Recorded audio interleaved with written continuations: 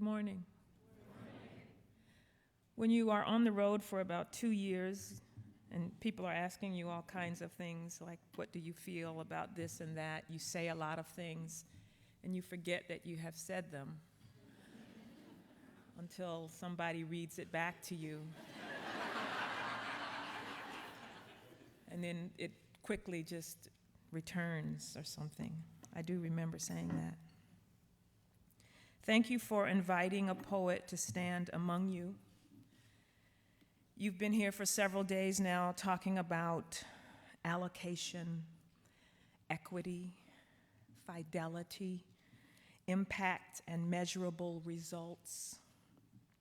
You've talked about, I believe, having and keeping faith, what creativity and aging looks like. You've talked about race, technology, transparency, and all the intersections therein and thereof. And lastly, this morning, I've come to end it all with my very special and salient topic, hog killing.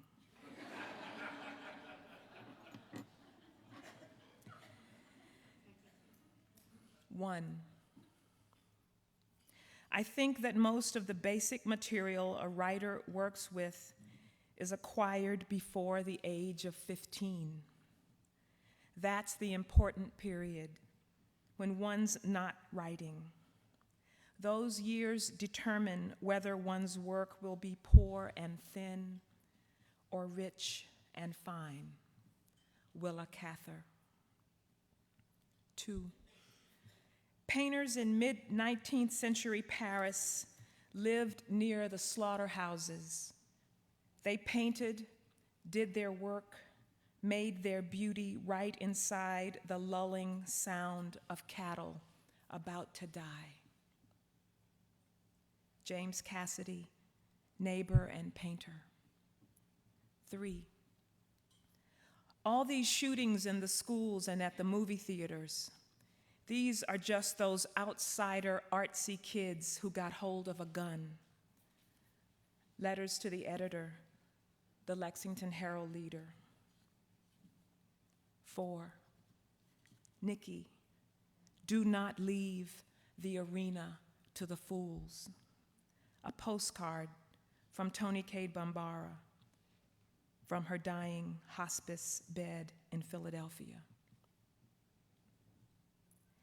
By 15, you have a sense of whether you have been loved and cherished or ignored and abandoned. You know how or if you are seen in the world, or if you feel or are completely invisible. You understand hunger, pain, and curiosity. You are beginning to know whether you can bear the more difficult things in this life, or perhaps you have been sheltered and protected from all that. Maybe you have spent your first 15 years calmly looking away from real life. By the time I was 15, my mother had been calling me her sensitive child for several years. After first calling out my first and middle names, Lynn and Carol, for each of my grandmothers, she then began to listen out for my daily heightened perceptions, my primal responses to things out in the world, whatever they were that day.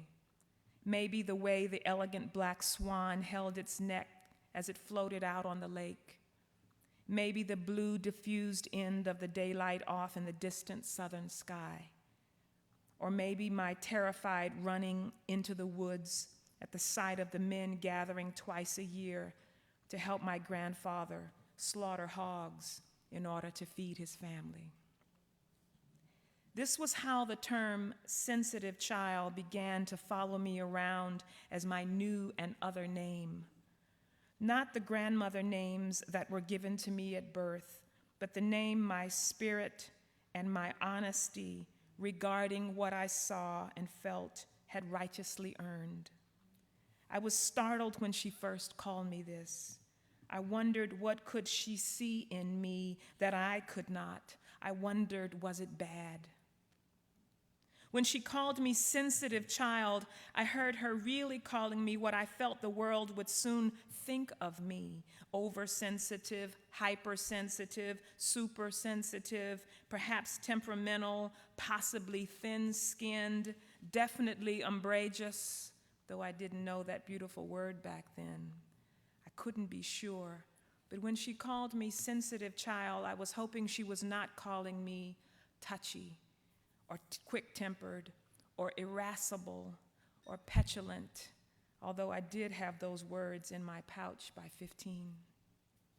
During the 18 years we lived together as mother and daughter, she called me sensitive child more often than my birth name, and I grew to hold my breath whenever it entered the air, hoping that as I matured, hoping that as I learned the truer definitions of words, hoping that as I honed my understanding of root words and their foundational power, that maybe, just maybe, she meant, and therefore the world might one day also mean sensible, receptive, alive to, yes, insightful, highly impressionable, yes, discriminating, delicate, kind, tender-hearted. I was born at a time when the world seemed to be at war with itself, lying more and more about true things and more paying attention to money and power and not caring about destruction and loss. I could see that the world would soon require an army of sensitive children if it had any hope at all of not going the way of the dinosaur. Who looks out for the sensitive child, guardian of our senses? My mother and the world were right about me in so many ways. I had come into the world double-hinged in the sensitivity department. Her middle child, her only girl, born beside the sea with the salty sound of West African and American gullah tucked deep inside my ears, my lifelong standard for the high notes of language that made me a devoted and passionate child of the inner ear and the inner eye. When this new name-calling began in earnest, I was about 9. I didn't have all the language for who and what I was there at the beginning of me, but I did have every inch of feeling urging me to try to uncover as many intimate paths to a deeper understanding of myself in order to get where I wanted and needed to be, which was not standing alone and off to the side, creating, isolated, and away from others, but standing in the middle of some powerful force of human beings who made the very critical decision to also never leave the arena to the fools. Who keeps an eye out for the sensitive child?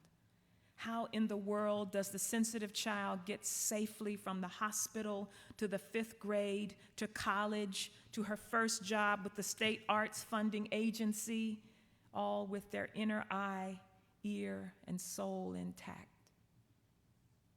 Children are not born poets.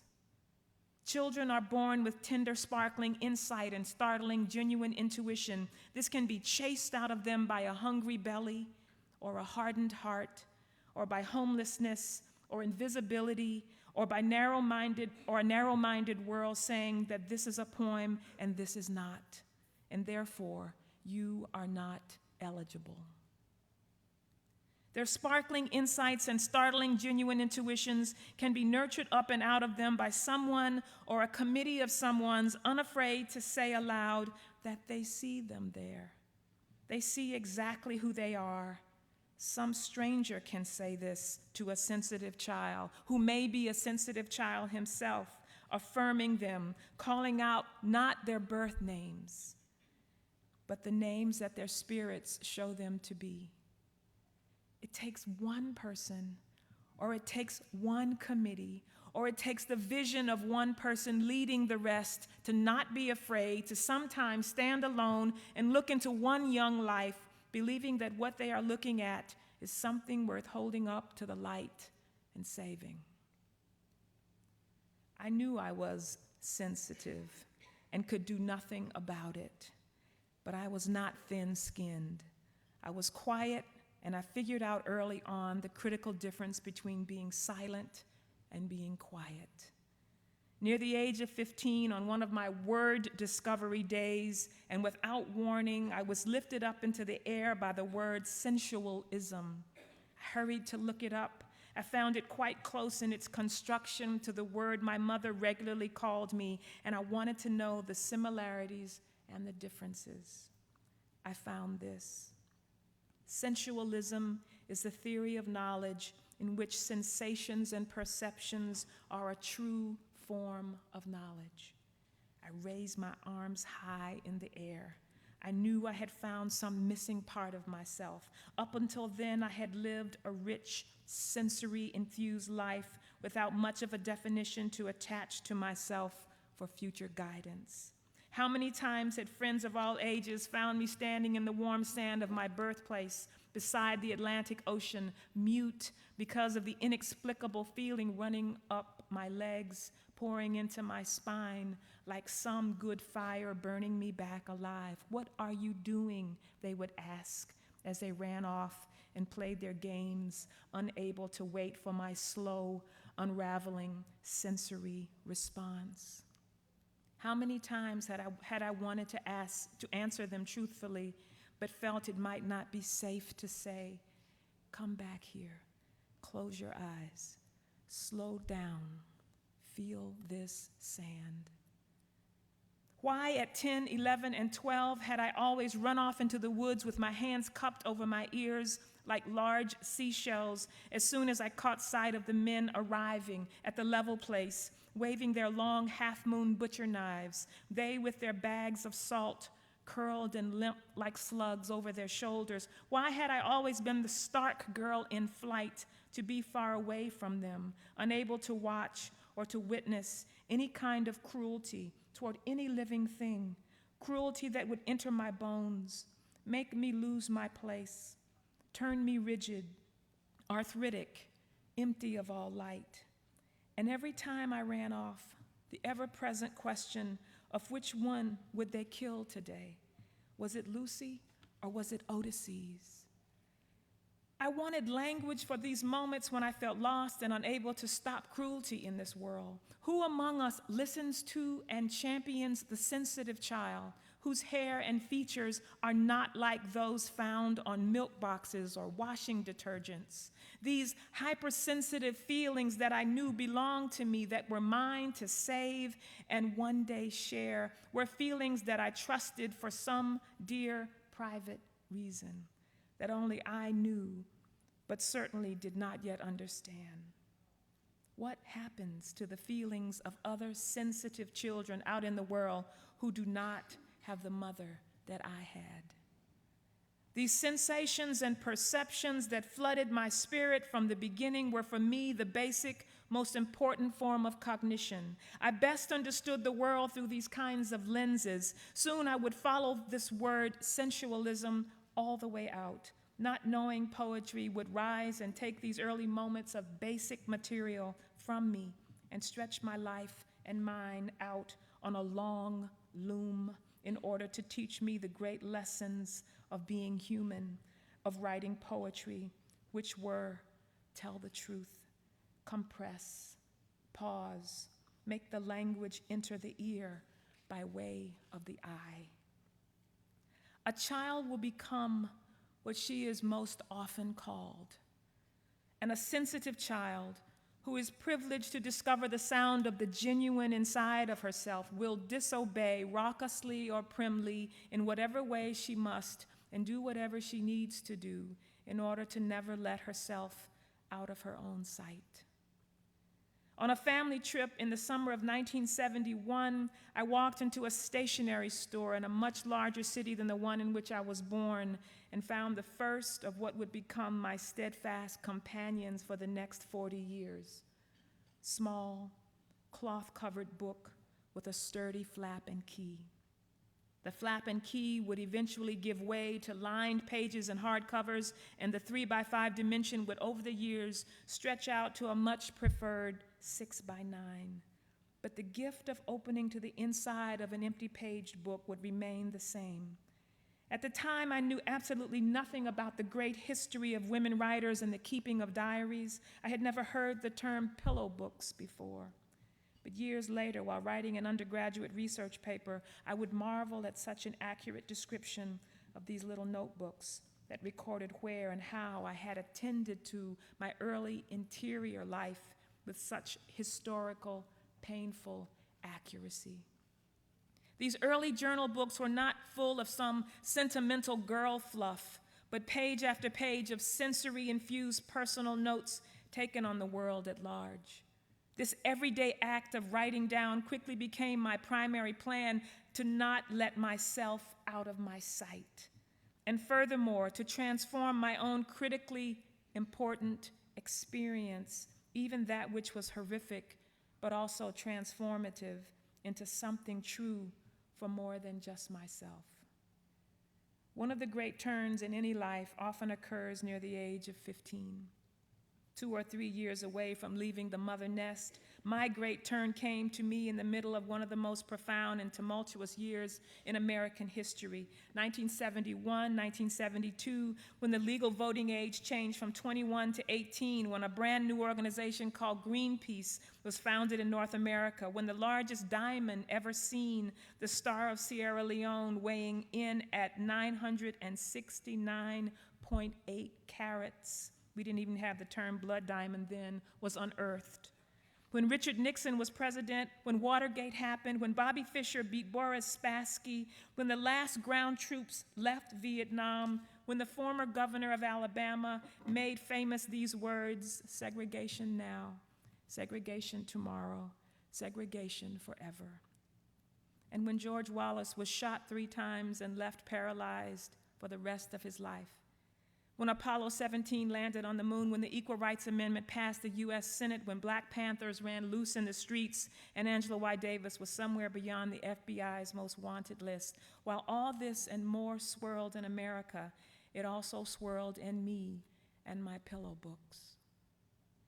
These first books, these treasure troves of persons, places, and things, and how it all made the sensitive girl feel, had nothing to do with the craft of writing poetry.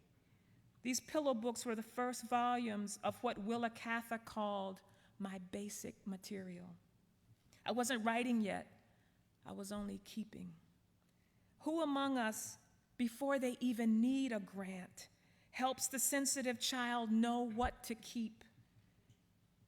In these early journals, each one numbered and dated, I discovered the freedom to explore what I had never believed I could pursue out loud. I discovered a keeping place for all the sensory-infused words that I began to be attracted to, which assembled around the girl who began as the sensitive child and was beginning to sprout into the older sensualist. On this journey, poetry found me and attached itself. I didn't know it then, but I knew it soon enough. Poetry was the only construction, the only template, the only frame that could hold my steady aim at the historical, the political, the beautiful, the brutal, the uncensored, the radical. I began to read poetry painstakingly, and from as many shores as I could, I began to learn it by heart, to walk with it down the street, to fold it away in my pockets. Eventually, and with great passion, care, attentiveness, wonder, I began to try to imitate, repeat, say aloud what I felt poetry was trying to teach me to say in my own words. Who nurtures the interiority of the sensitive child, busy with her new journal book? This digging deeply early on in my life, this deciding what to put down and what to take away with paper and pencil, helped me push away from the false safety of unnecessary fear and helped me climb over the false modesty of being a girl who wanted to write. Helped me to more clearly see myself alongside the rest of the world in real time, in real words. The keeping of a journal is not the same as the crafting of a poem. Journal writing is where I learned, as the great poet Carolyn Forche taught, to smell the presence of a poem long before one could actually see it. I partly made this journey with the great help from an eagle-eyed and eagle-hearted 10th grade English teacher who one day circled all the sensory words in my first god-awful poetry manuscript. Mrs. Hazlett took the 75 pages and placed each word she found in what she called her sensory categories. These were some of the early bricks and mortar words of the young sensualist under the category of sound, babble, din, hunk, jingle, ripple, sing-song, shriek. Under the category of sight, foggy, blind, mirage, periscope, sooty, twinkle. Under the category of touch, blushing, fondle, gooey, lukewarm, shudder, tepid, marshmallow. Under the category of taste, mellow, salty, buttery, sour apple. Under the category of smell, fragrant to high heaven, putrid, stinky, like a goat, freshly mown grass. To know something well, one must first know what that thing is made of. I thank Mrs. Hazlett for turning me to that knowing. To know something in this life is to catch on, to get the hang of, to latch on to get a fix on, to lay hold of, fathom, discern, make heads or tails of, receive, possess, memorize, discern, discern again, discern again. More than anything else, I wanted to know how to say the hard thing beautifully. So the sensitive child grows up into the poet who next tumbles into the life of being a teacher of poetry, who now is always on the lookout for other sensitive children, who as a girl of 10, 11, and 12 never had the audacity, the courage to watch what happened each year when the men came to her grandfather's land, brandishing their half-moon butcher knives and their salt-bag shoulders. But one day she realizes she has to write about as much of that as she can. She has told her own students of 20 years that they have to write about what frightens them the most, and they have to try to get as close to it, even if it brings them to their knees. She wants to be a teacher and not a mime. She knows that if she doesn't do what she has asked her students to do, she will be a liar, and the world already has enough of those. So she turns not to the woods to run away again, but for the first time to the hog pen, where she hears the high-pitched squealing coming down in front of her like a hard rain. It is more a scream, really, down in the low-lying land, a terrible scream of something terrifically alive. The sound itself isn't human, but it sounds human. It could be a woman's sound, it could be a man's. It is the sound of something that wants to stay alive, the sound of something trying its best to get away from something that is trying to kill it. So they throw her on her side and quickly tie her feet in the front and in the back. And she is suddenly there on her side, fighting to get up. I can't take it anymore, so I turn my back on the sight and the sound and begin taking at first small, short steps toward the front yard. And Mama starts calling out my first and middle grandmother names. Lynn Carroll, she says. Lynn Carroll, she says. You can't just know the sweet things in this life. My feet pick up a little, speed, and I begin to take off running, steady, strong, headlong. I gallop in a wide open run all the way around the pond and up the arrowhead ground, and then just like that, into the hidden path that will take me straight and deep and safely into the cool piney woods. Mama is still calling just my first and middle name. Her voice is getting harder to hear. The terrified voice of Odysseus, or is it Lucy, is still ringing in my head, even though I have moved my hands completely up and over my ears like two ear muffs. I fall and press my back up against the double loblolly pines, but I can still hear Odysseus, or is it Lucy, screaming in whatever way it is that animal screams can sound so human, like a woman, like a man, like a child who doesn't want to die. And so this is how the sound of something that doesn't want to die enters me, and this is how it stays, fills my sensitive child head for the next 40 years. And this is how I know I will never shy away from being called who I really am, who I am proud to be, ever again. Who goes looking for the sensitive child? Who regards the real world life of the young poet, the young artist, before they need money for their work to make it up and into the world? Who is willing to see him, to see her. Is anyone looking for her today? Even though I try and run, I am never far from the memory of me as a girl with my hands well clasped over my ears. And because I am so sensitive, so thin-skinned, so umbrageous, I can always see behind me and in the round. I can feel Odysseus, or is it Lucy, being hoisted in the air by the pulley that always swings from the tree in the wind in my grandfather's yard, even when no great weight is there in its curved high jaw. Is it Lucy's or Odysseus's jelly throat that is now being slit furiously with the long butcher knife that Pop Leo sharpened just this morning on the grinding wheel? Odysseus or Lucy that will be eased down into the scalding pot, and after this, hauled to the scalding boards, where she will be scraped clean of her tough hog hair, and grease, like some kind of animal paint, will be everywhere, on everything, so thick it will be hard for Pop Leo's hand, still holding the knife, to grip the handle much longer. Before the moon comes up, my grandmother will, at a cleaner, drier table, strew the hams with thick salt and lay them on their sides in the smokehouse. And from this moment forward, this killing scene will be a part of everything beautiful I will ever write in my life.